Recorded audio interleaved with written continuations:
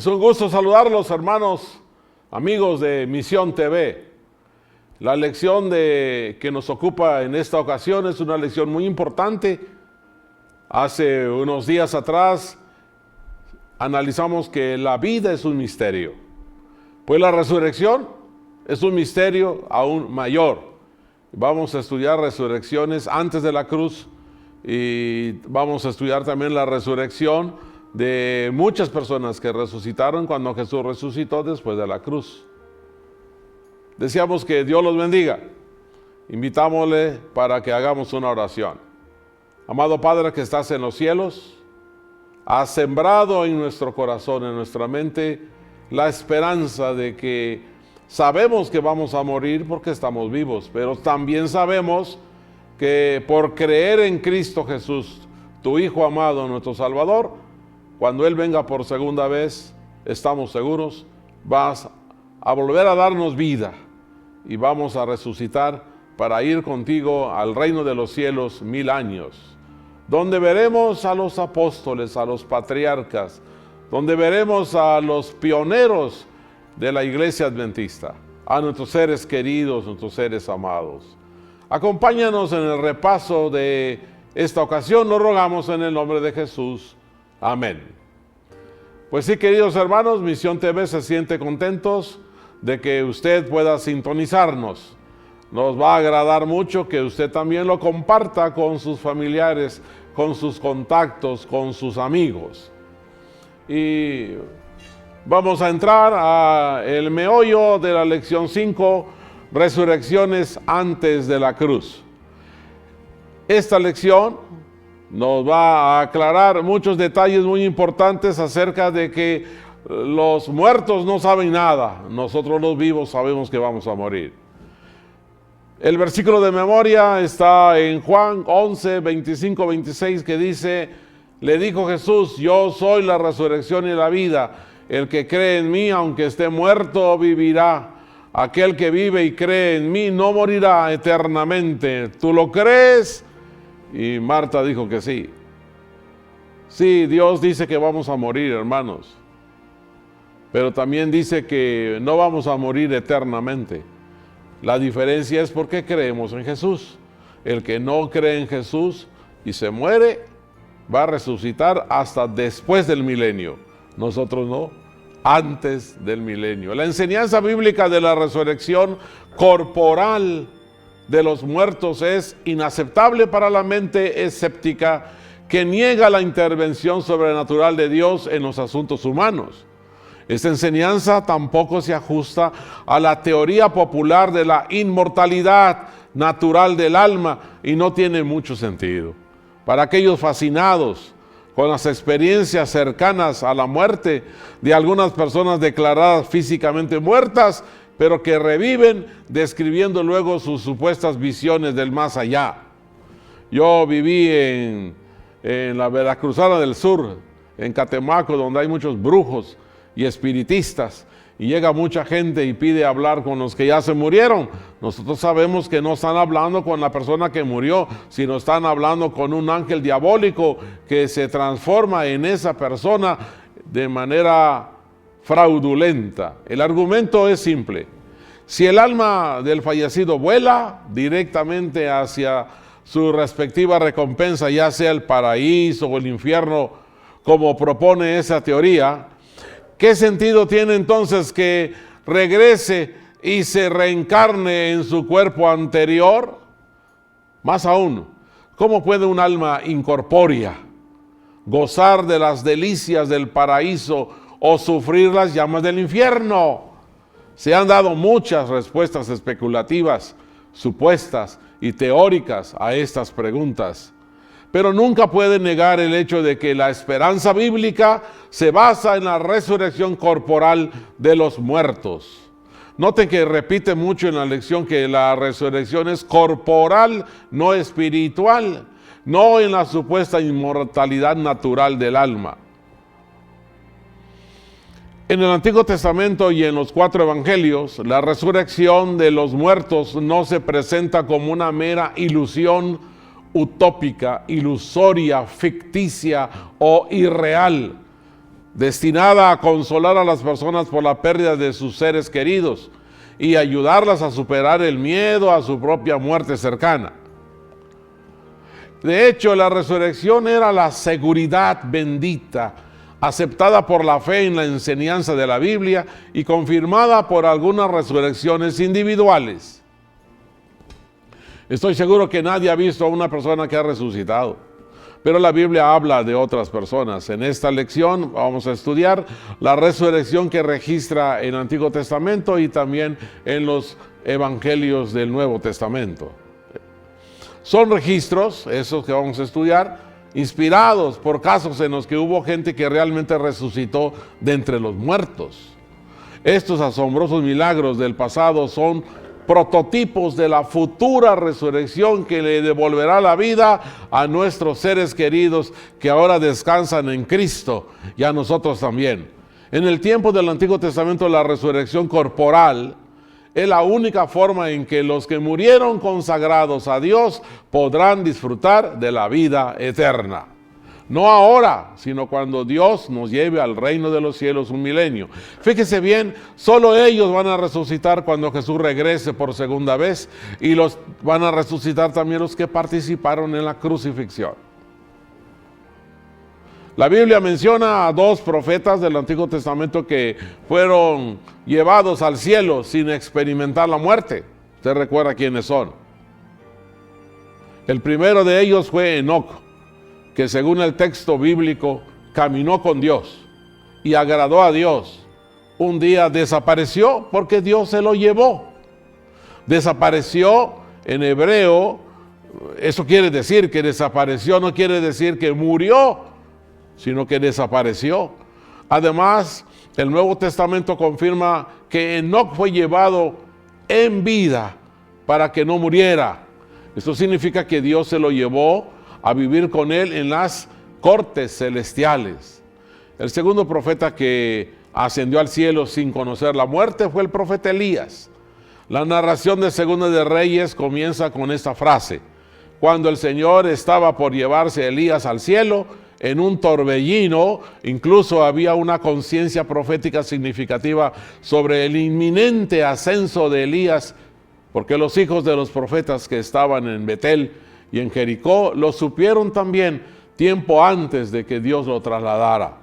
La excepción de Enoc y Elías, todas las demás personas fallecidas que volvieron a la vida resucitaron corporalmente. La primera persona que resucitó a la vida eterna fue Moisés.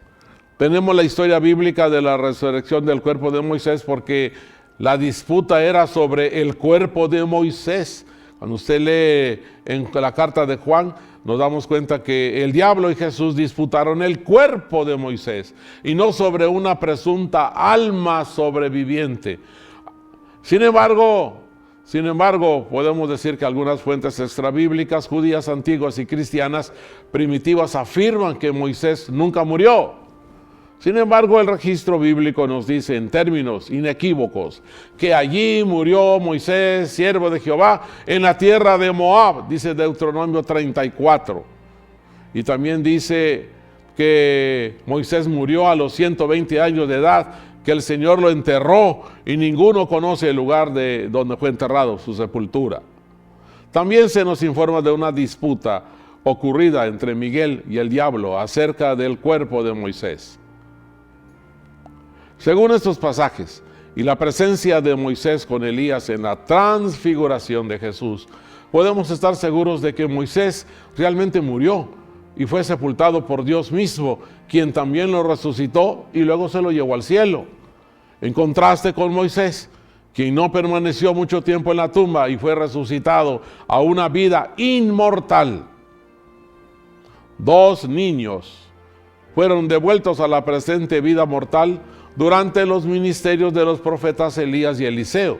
El primero, Elías, resucitó al hijo de la viuda, una viuda pobre de Sidón. 1 Reyes 17 lo dice. El registro bíblico explica que el niño se enfermó y murió. Entonces el profeta Elías lo llevó a su habitación, oró al Señor y el niño resucitó, revivió. En algunas versiones de Primera de Reyes 17 se dice que el alma volvió al niño. Otras versiones dicen, el alma del niño volvió a él, aunque realmente es el espíritu lo que volvió. Aunque estas traducciones sugieren que la supuesta alma del niño regresó del paraíso a su cuerpo terrenal, no decimos de dónde regresó.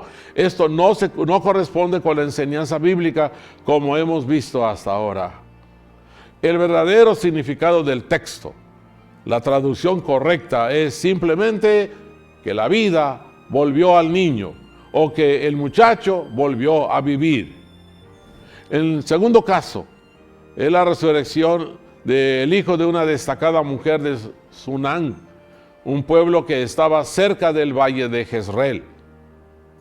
El pasaje nos dice que el niño tenía un fuerte dolor de cabeza y murió. Su madre buscó al profeta Eliseo y en el monte Carmelo lo encontró y le rogó que fuera con ella para que él vea a su hijo. El profeta honró su pedido y cuando vio al niño muerto en la cama, cerró la puerta del cuarto, oró al Señor y después de un rato el niño estornudó 7 veces y abrió sus ojos. Sabemos que cuando Eliseo iba a comenzar su ministerio profético, le había pedido a Elías una doble porción de su espíritu. Así como Elías resucitó al hijo de la viuda de Sidonia, Eliseo resucitó al hijo de la Sunamita. Ambos casos trajeron consuelo y esperanza a la vida de estas madres que estaban emocionalmente devastadas. Y ambos casos, sobre todo, demostraron el poder de Dios sobre la muerte. Durante el ministerio terrenal de Cristo, quien vino para derrotar a Satanás e inaugurar la era mesiánica,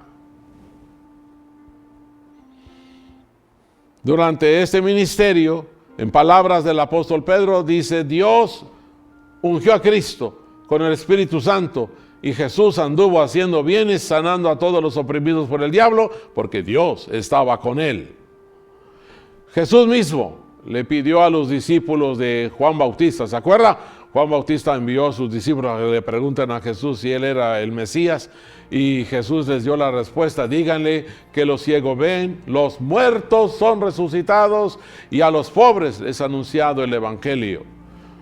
Los milagros de Jesús eran señales de su unción divina, como el Mesías prometido y hechos poderosos que revelan que en la persona y la misión de Jesús, el reino de Dios estaba conquistando al reino de Satanás. Se nos dice que Jesús hizo muchas otras señales en presencia de sus discípulos, las cuales no están escritas en el Evangelio de Juan. Esto significa que no sabemos con certeza a cuántos enfermos sanó y cuántos muertos resucitó. Durante el ministerio terrenal, Jesús resucitó al menos a 3 personas. Uno fue el hijo de una viuda de Naín. Ella no le pidió nada a Jesús. Mientras lo llevaban a su hijo sin vida a la sepultura, Jesús se llenó de compasión, tocó el ataúd abierto y dijo, joven, a ti te digo, levántate. No sabemos cuánto tiempo tenía de muerto el muchacho, pero sabemos que estaba muerto, porque los judíos en aquel tiempo iban a sepultar a una persona que murió 3 días después que murió. Inmediatamente esas palabras que Jesús le dijo al niño, vivificadoras, hicieron que su corazón latiera de nuevo. Otra persona que resucitó de entre los muertos fue la hija de Jairo, una niña que tenía 12 años. Jairo era uno de los ancianos de la sinagoga local en Capernaum. Jairo se acercó a Jesús y le rogó que se apresurara a su casa para que curara a la hija moribunda. Antes de llegar, llegó la terrible noticia. Le dijeron a Jairo, ya la niña ha muerto. Pero Jesús y él siguieron su camino y al entrar en la casa, Jesús vio mucha gente y les dijo, no lloren, que no está muerta, sino dormida. Este es un concepto muy importante porque para Jesús la muerte es como un sueño.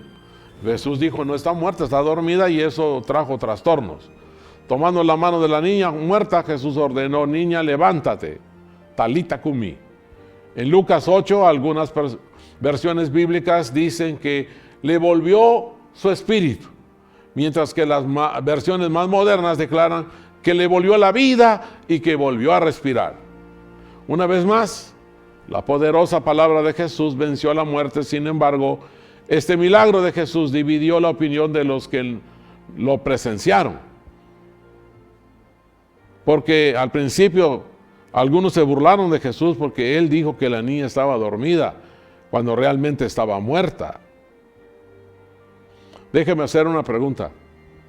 Viene en la parte del viernes, así termina la lección de ahora.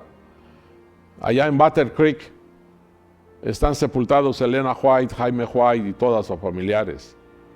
Si usted va al cementerio de Battle Creek, donde está sepultada Elena White, nuestra profetisa, y le dicen, Elena White, ¿está durmiendo o está muerta? ¿Usted qué respondería? Después que Jesús resucitó a la niña aquella, sus padres estaban atónitos, pero como ella había estado enferma tan solo un poco de tiempo, y luego fue resucitada, inmediatamente después de su muerte, los fariseos declararon que la niña no había muerto, que Cristo mismo había dicho que estaba tan solo dormida. Desafortunadamente, la posición y crítica de estos fariseos les impedía discernir la verdadera naturaleza de los actos divinos, poderosos y vivificadores de Jesús.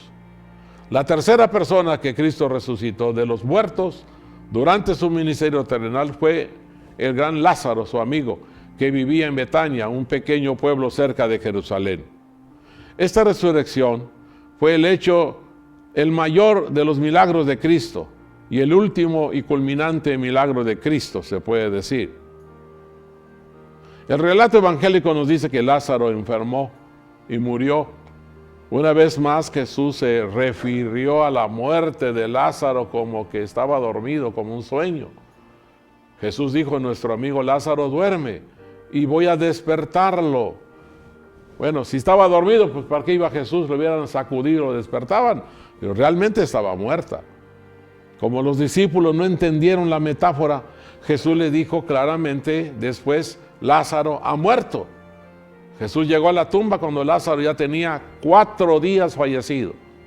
Su cuerpo había comenzado a descomponerse y ya olía mal, según las palabras de Marta y María. Después de una breve oración, Jesús ordenó, Lázaro, ven fuera. Y el cadáver frío y envuelto revivió y comenzó a caminar ante los asombros de todos. Qué increíble demostración del poder vivificador de aquel que es la resurrección y la vida. Quiero decirles, hermanos, que Jesús llamó a Lázaro porque había muchos muertos ahí. Y como llamó a Lázaro, solo Lázaro resucitó. Si hubiera dicho resuciten todos los muertos, hubieran resucitado todos los que estaban ahí. Pero Jesús solo quería resucitar a Lázaro. Bueno, ustedes saben que Marta y María le dijeron, no, ¿cómo vamos a ir a verlo allá donde lo sepultamos? Hace 4 días que lo sepultamos. Es que los judíos creían que cuando una persona moría, su espíritu andaba vagando ahí 3 días, tratando de entrar por la nariz, por la oreja, por el ojo. Así que si a los 3 días no revivía, entonces ya estaba muerto. Por eso Jesús a propósito esperó hasta el 4.º día, cuando la gente ya decía, está muerta realmente. Qué increíble demostración del poder vivificador de aquel que es la resurrección y la vida. Si hubiera dado una orden general, como les dije, habría resucitado a todos los que estaban en la tumba, pero él no deseaba levantarlos a todos. Esto, sin embargo, ciertamente sucederá. ¿Cuándo? En su segunda venida. Jesús le había dicho a Marta, si crees, verás la gloria de Dios. Y ella vio un destello de esa gloria en la resurrección de su amado hermano. Por la gracia de Dios, la plenitud de esa gloria se revelará en la resurrección final de todos los justos que descansan en sus tumbas. La resurrección de Lázaro es un adelanto de la resurrección final del cuerpo, y esta resurrección final forma parte del contexto más amplio de la creación de un cielo nuevo y una tierra nueva. La resurrección del cuerpo es la forma consumada de la nueva creación. Las narraciones bíblicas que hemos mencionado conducen a algunas conclusiones importantes. Vamos a verlas. En primer lugar, Cada uno de estos casos de las resurrecciones resalta el poder vivificador de la palabra de Dios. En efecto, la vida de Cristo, que da vida al mundo, está en su palabra. Fue por su palabra que Jesús sanó a los enfermos y echó a los demonios. Fue por su palabra que calmó el mar, resucitó a los muertos, y la gente dio testimonio de que su palabra era con autoridad. En segundo lugar, segunda conclusión, la resurrección corporal es la única forma en que los muertos pueden volver a vivir y aparecerse a los vivos. Eso significa que todas las apariciones a través de médiums, espiritistas, de supuestos fallecidos, son falsificaciones diabólicas. Y en tercer lugar, ninguno de los resucitados en los tiempos bíblicos, ninguno de ellos dio testimonio de su experiencia en el más allá, si es que iba al más allá, mientras estaba, ¿dónde? En la tumba, no en el más allá. Este hecho es un serio desafío al supuesto origen divino de las modernas experiencias cercanas a la muerte. En vez de tratar de forzar nuestras experiencias personales a la Biblia, por muy impresionantes que sean, debemos permitir que la Biblia juzgue la validez de esas experiencias. La palabra de Dios presenta misterios que nunca podrán ser plenamente comprendidos por seres finitos. Misterios como la entrada del pecado a este mundo, misterios como la encarnación de Cristo, misterios como la regeneración, la resurrección y muchos otros asuntos que se presentan en la Biblia. Son misterios demasiado profundos para que la mente humana los explique o incluso los comprenda plenamente. La dificultad está únicamente en la debilidad y estrechez de la mente humana. Dios nos ha dado en las Escrituras, en la Biblia, suficientes evidencias del carácter divino de ellas. Y no podemos dudar de su palabra porque no podemos entender todos los misterios de su providencia. Su resurrección es figura y garantía de la resurrección de todos los justos muertos. En su divinidad, Cristo poseía el poder de quebrar las ligaduras de la muerte. Él está investido con el derecho de dar la inmortalidad. La vida que Él depuso en la humanidad, la vuelve a tomar y se la da a la humanidad. Miles de ángeles, cuando Jesús resucitó, miles de ángeles oyeron sus palabras de gozo, triunfante cuando de pie sobre la tumba abierta de José, proclamó: yo soy la resurrección y yo soy la vida. La resurrección y la ascensión de nuestro Señor es una prueba segura del triunfo de los santos sobre la muerte y el sepulcro. Hermano, yo le invito a que por favor lea usted el capítulo 31 del libro Desea a todas las gentes. Lea el capítulo 81, que se titula El Señor ha resucitado. Este capítulo está basado en Mateo 28 y había transcurrido, dice, lentamente la noche del primer día de la semana. Había llegado a la hora más sombría, precisamente antes del amanecer. Cristo estaba todavía preso en la estrecha tumba. La gran piedra estaba en su lugar. El sello romano no había sido roto. Los guardias romanos seguían velando. Y había vigilantes invisibles, huestes maléficas, ángeles que cernían sobre ese lugar, si hubiese sido posible.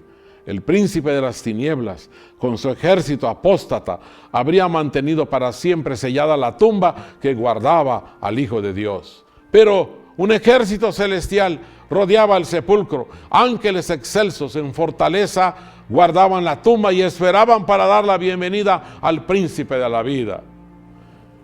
Y he aquí, dice, que fue hecho un gran terremoto porque un ángel del Señor descendió del cielo. Un ángel revestido con la panoplia, la armadura de Dios. Este ángel dejó los atrios celestiales.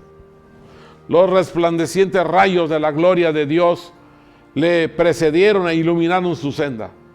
El aspecto del ángel era como un relámpago y su vestido blanco como la nieve.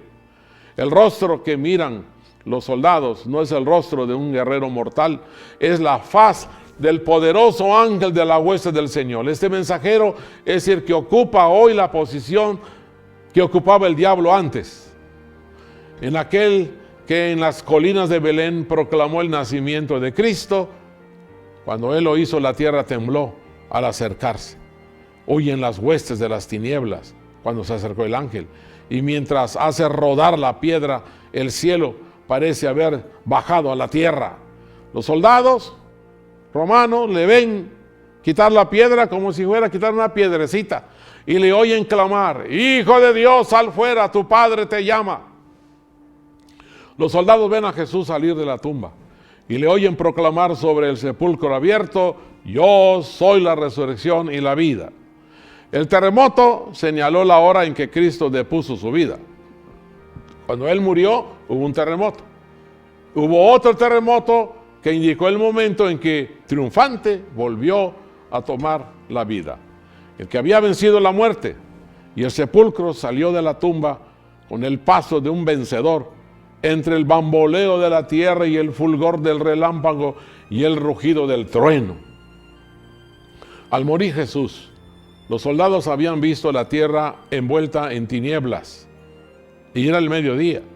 Pero en ocasión de la resurrección vieron el resplandor de los ángeles que iluminaban la noche y oyeron a los habitantes del cielo cantar con grande gozo y triunfo: Has vencido a Satanás y las potestades de las tinieblas, has absorbido la muerte por la victoria. Cristo surgió de la tumba glorificado y la guardia romana lo contempló. Era aquel que había sido puesto en la tumba nueva de José. El decreto del cielo había librado a aquel cautivo. Montañas acumuladas sobre las montañas encima del sepulcro no podrían haberle impedido salir a ver a los ángeles, al glorificado Salvador. Tambaleándose como borrachos, los soldados se dirigieron apresuradamente a la ciudad, contando las nuevas maravillosas a cuantos se encontraban. Cuando Jesús estuvo en el sepulcro, Satanás triunfó. Se atrevió a esperar que el Salvador no resucitase. Exigió el cuerpo del Señor y puso guardia en derredor de la tumba, procurando retener a Cristo preso.